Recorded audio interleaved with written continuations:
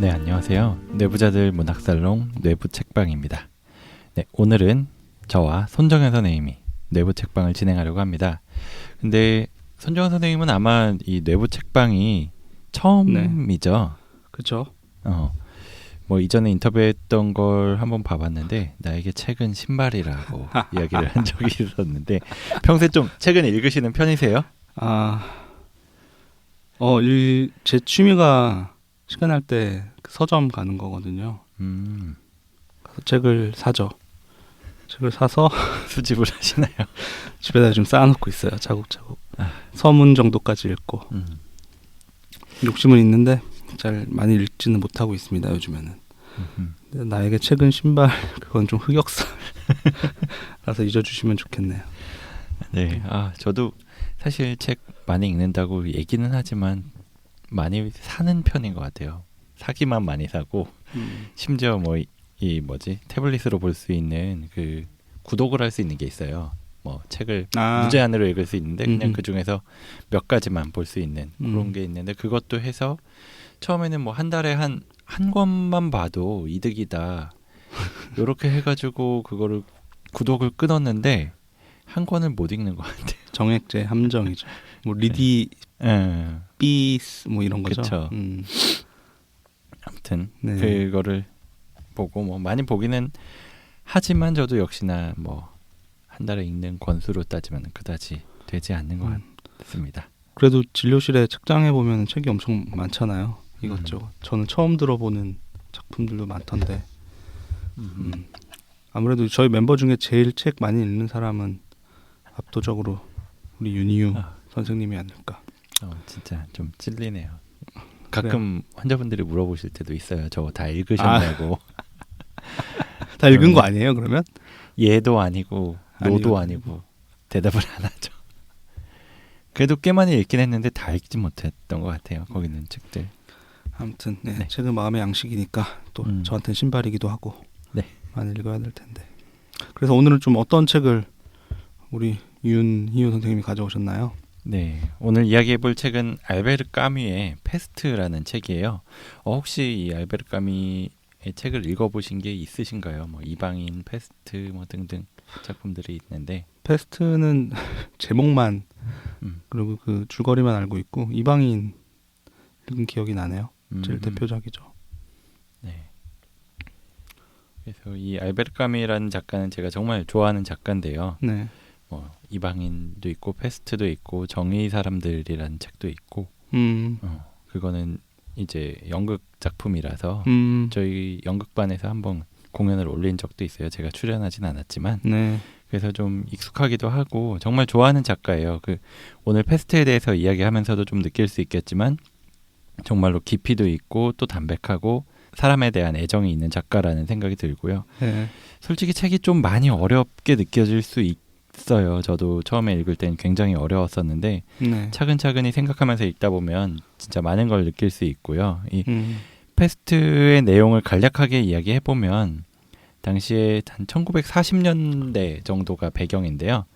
그때 프랑스의 식민지였던 알제에 오랑이라는 도시가 있는데 그 도시에 페스트가 창궐하고 정말 많은 사람들이 죽고 질병에 맞서 싸우고 그리고 회복하는 내용을 담은 책이에요. 이 책의 내용을 좀 더 들어가기 전에 간단하게 페스트가 어떤 병인지 이야기를 하고 넘어가야 될 것 같은데 설명을 부탁드릴게요. 갑자기 생뚱맞은 난데없이 감염병 설명을 저한테 넘기는데 그래도 저희가 정신과 전공이지만 뭐 의사죠. 의사 면허가 있고 다른 질병들에 대해서도 아주 먼 옛날에 다 배우기는 했었어요. 그래서 기억이 나는데 페스트 우리말로 흑사병이라고 부르는데 뭐 전염병의 일종이죠. 치료 안 하면 70%까지 치사율이 올라가는 수일 안으로 70% 가까이 사망할 수 있는 굉장히 무서운 병이죠. 쥐에 붙어있는 쥐에 기생하는 벼룩을 통해서 감염이 된다고 하고 14세기 유럽에서 흑사병이 대유행을 했을 땐 그 유럽 전체 인구의 3분의 1 내지는 절반 정도 사망했다고 알려져 있을 정도로 인류 역사상 가장 끔찍한 전염병으로 기록이 되어 있습니다.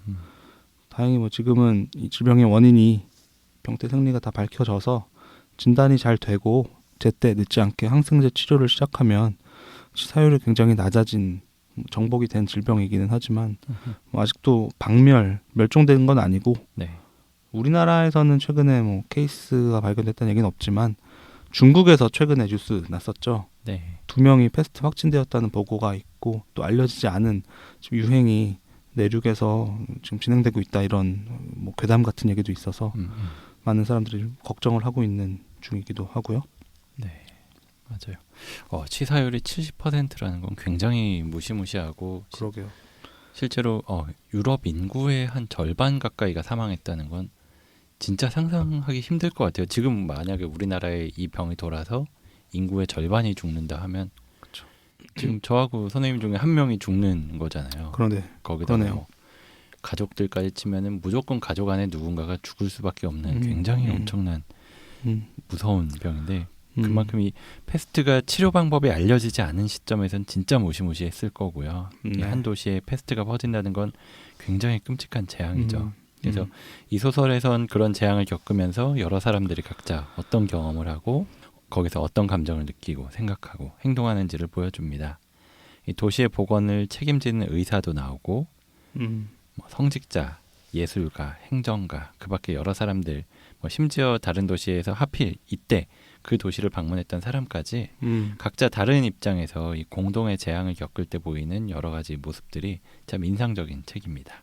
네, 그 얘기 듣다 보니까 요즘으로 치면 그 정복되지 않은 미지의 질병 걸리면 아주 높은 확률로 죽는다 이렇게 생각하면 요즘에 저희가 좀비 영화 보면서 굉장히 이렇게 저런 일이 실제로 일어나면 굉장히 무시무시하겠다 느끼는데 실제 이 시대 사람들한테는 뭐 그런 느낌이었겠네요. 그렇죠.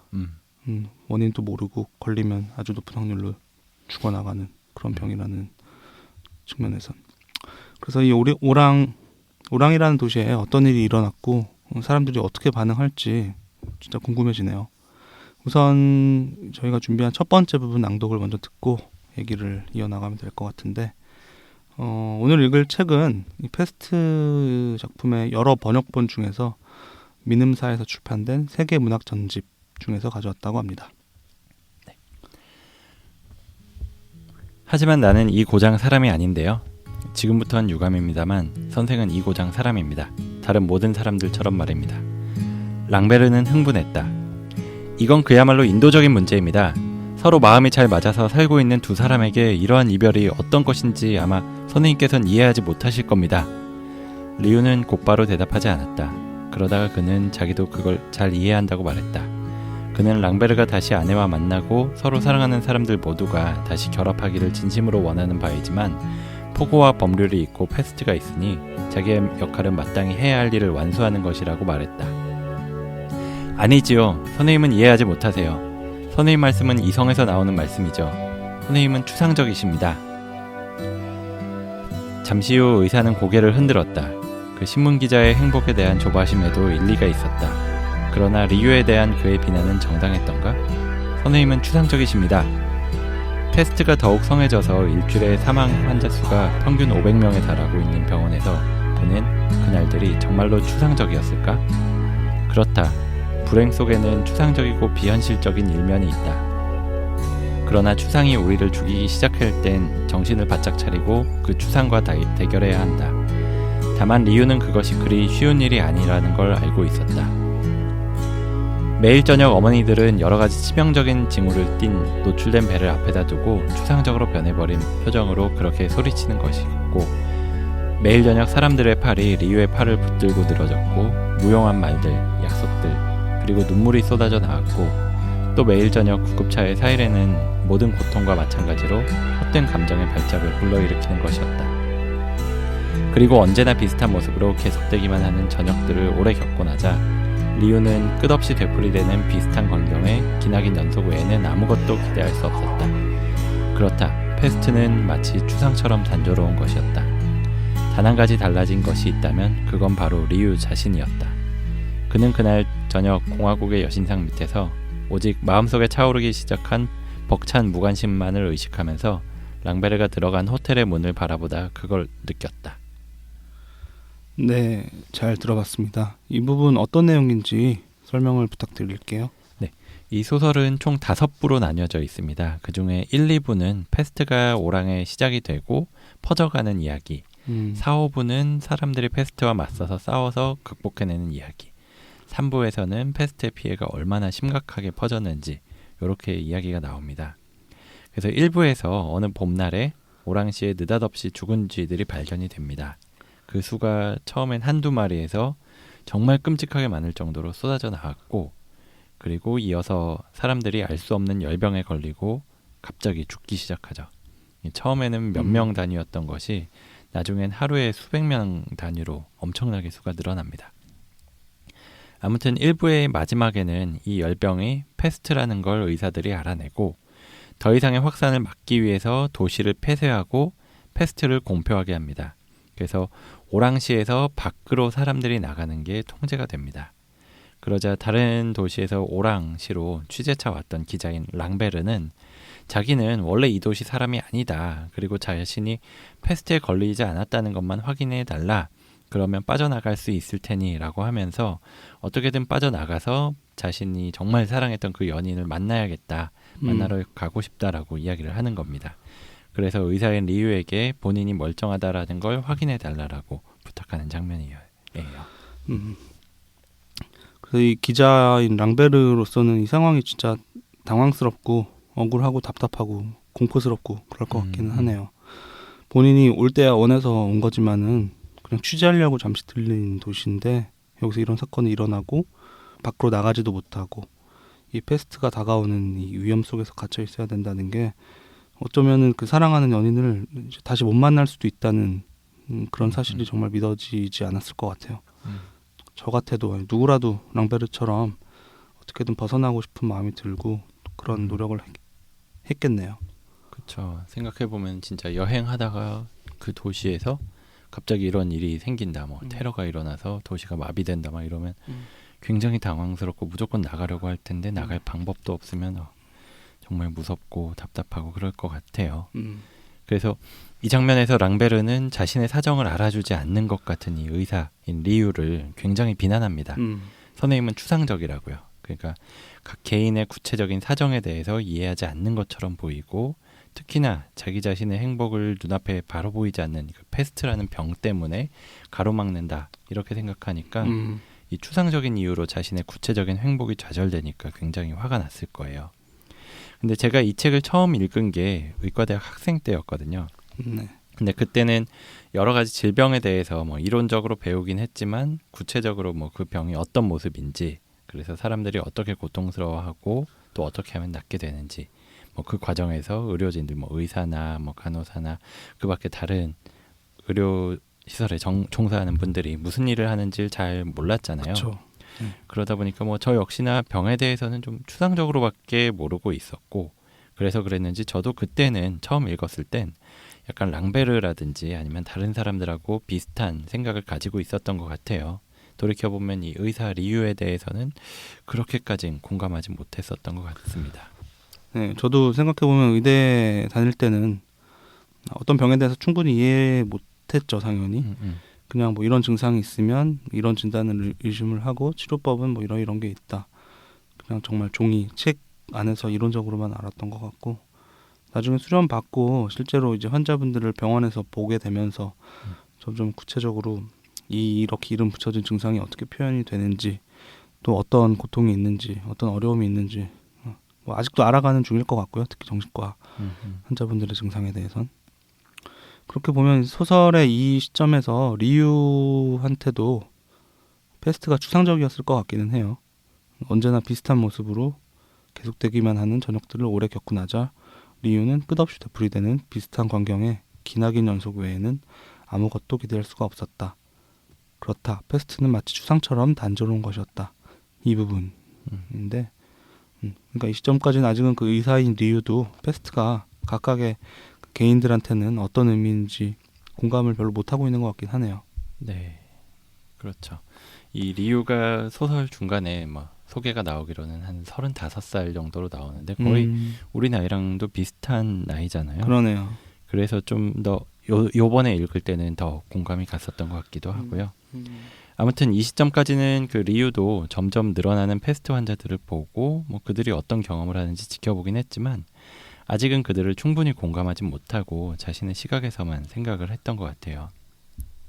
사실 랑베르도 그렇게 연인과 떨어져 있었다고 하지만 이 리유 자신도 패스트 때문에 배우자와 떨어져 있는 상황이었어요. 마침 이 패스트가 발병하기 직전에 리유의 배우자가 몸이 좋지 않아서 요양을 하러 다른 먼 도시로 가 있었거든요. 그래서 리유도 스스로도 사랑하는 사람과 떨어져서 못 만나는 상황이었기 때문에 다른 사람들의 마음을 이해한다라고 생각했지만 사실은 정말 공감했던 건 아니었었던 거죠. 사실 이런 경우를 주위에서도 종종 볼 수 있어요.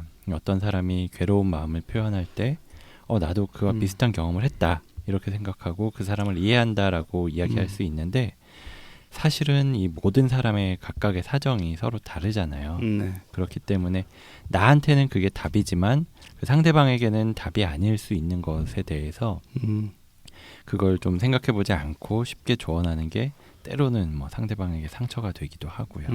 그럴 수 있죠.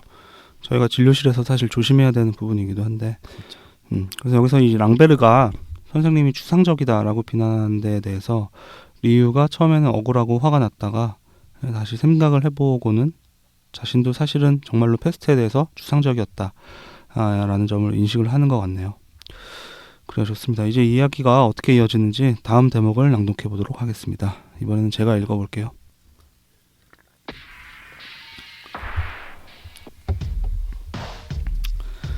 단지 어린애만이 온 힘을 다해서 발버둥 치고 있었다.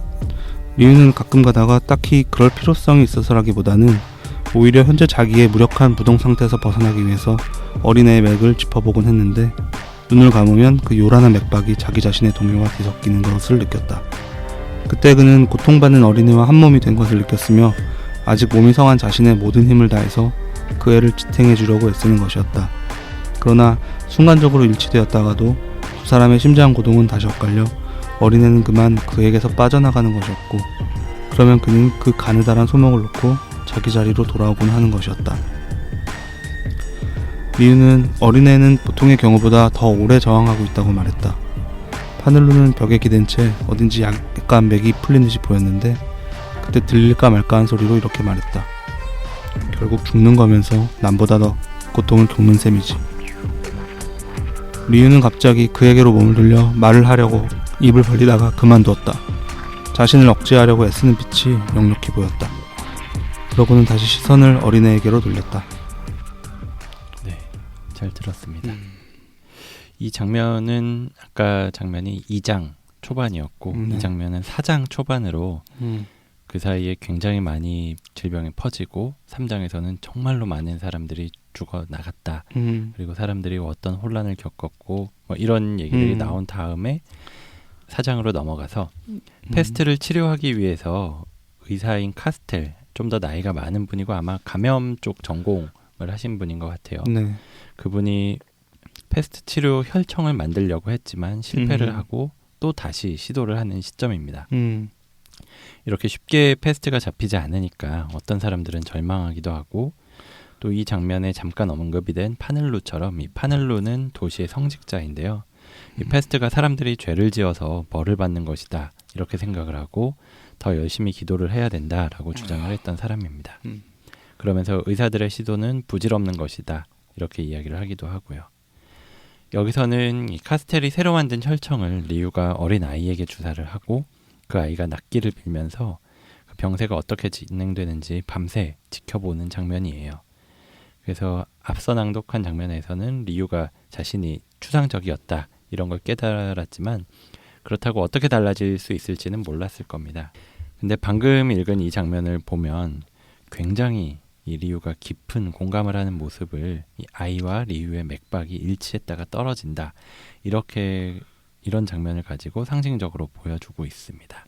그렇네요. 그 전까지는 증상을 보고 뭐 진단을 하고 격리 조치를 취하고 뭐 환자가 얼마나 많이 발생했는지 그리고 사망했는지 이런 종이 위에 통계 수치를 주로 리유가 들여다 봤었는데 어쩌면 추상적이었던 그가 이렇게 한 명의 환자가 바로 옆에서 어떤 고통을 겪고 있는지를 지켜보게 되면서 패스트라는 병에 대해서 훨씬 더 깊이 이해를 하게 되는 것이죠.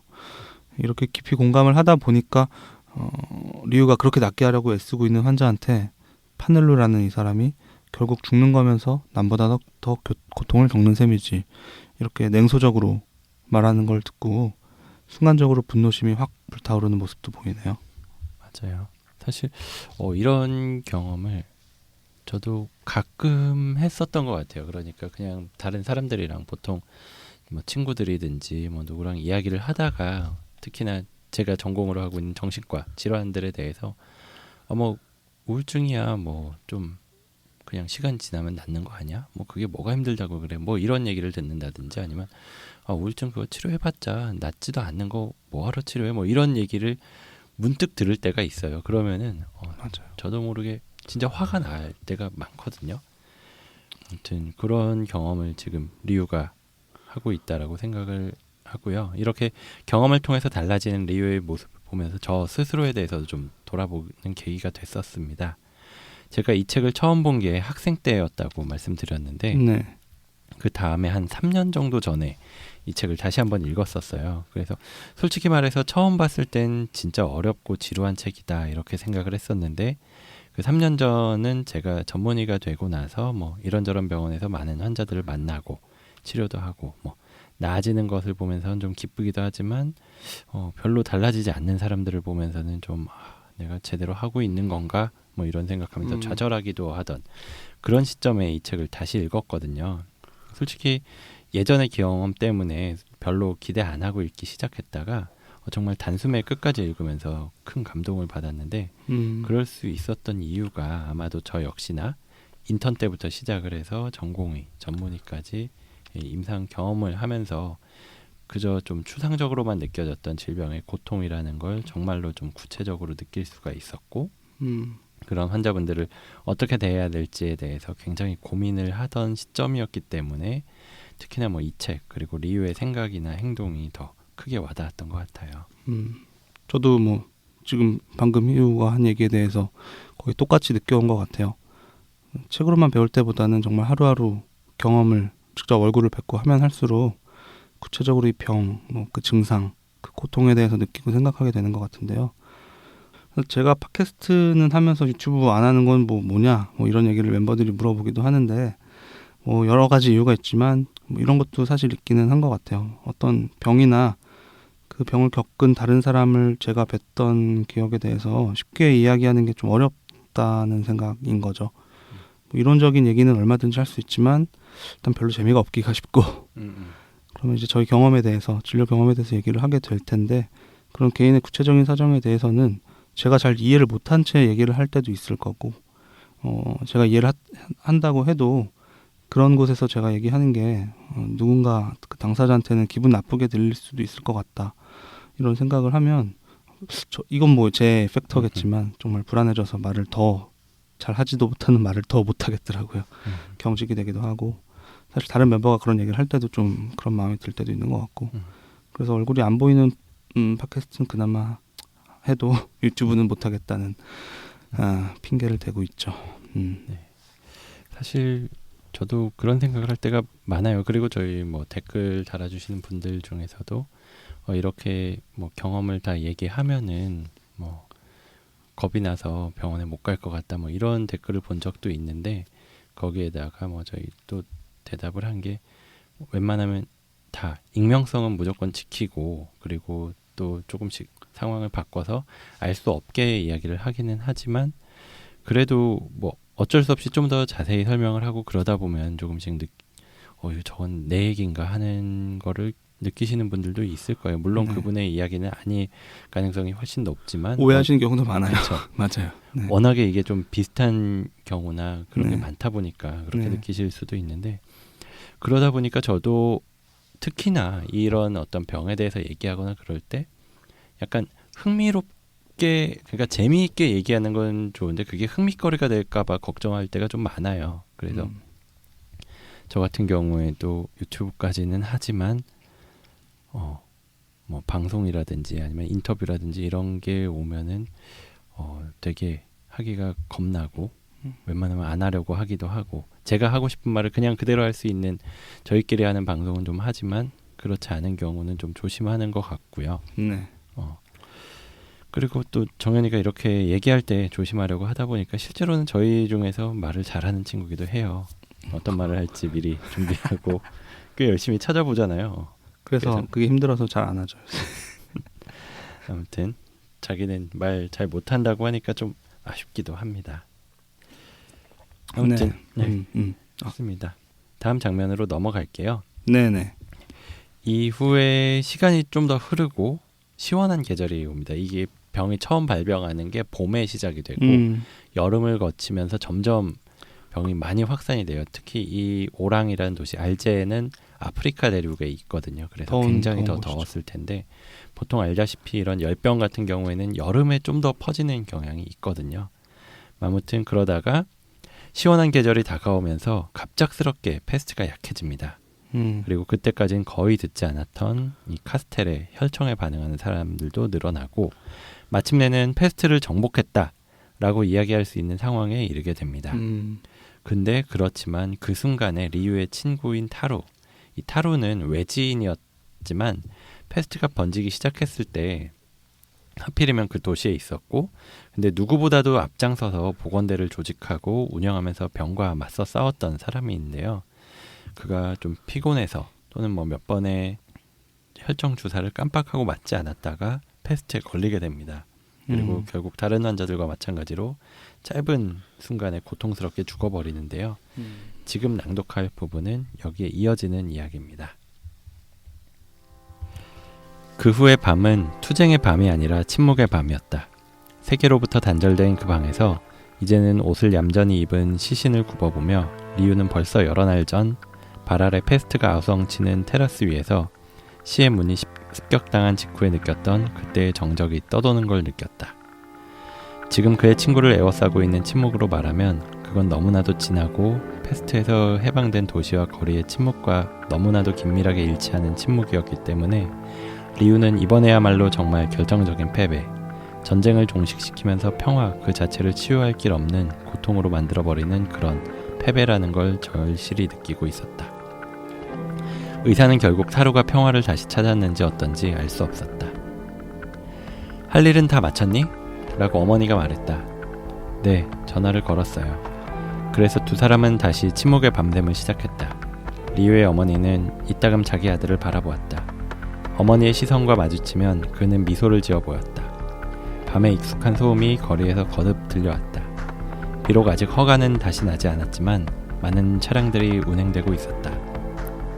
차들은 빠른 속력으로 포장도로를 핥고 사라졌다 다시 나타나곤 했다.